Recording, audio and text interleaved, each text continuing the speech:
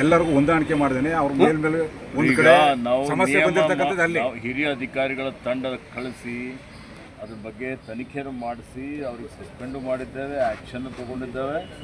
ಮತ್ತು ಇವತ್ತು ಉತ್ತಮವಾದಂಥ ಅಧಿಕಾರಿಗಳಿಗೆ ಹಾಕಲಿಕ್ಕೆ ಎಲ್ಲ ರೀತಿಯ ತಯಾರಿಯನ್ನು ಮಾಡಿದ್ದೇವೆ.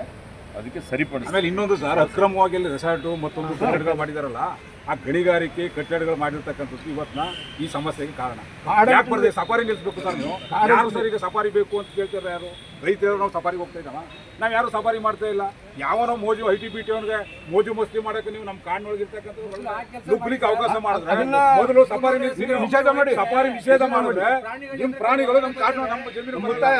ನೀವು ದುಡ್ಡು ಸರ್ಕಾರ ಎಲ್ಲರಿಗೂ ಕರೆಸಿ ಒಂದು ಸಭೆ ಮಾಡ್ತೀವಿ. ಎಲ್ಲರ ಒಮ್ಮತಾಭಿಪ್ರಾಯ ಏನು ಬರುತ್ತೆ ಅದ್ರ ಪ್ರಕಾರ ಮುಂದಿನ ಕ್ರಮ ತಗೊಳ್ತೀವಿ. ಸರ್ ಈಗ ಬಸವರಾಜ್ ಜನ ಒಂದು ನಿಮಿಷ ಸರ್ ಈಗ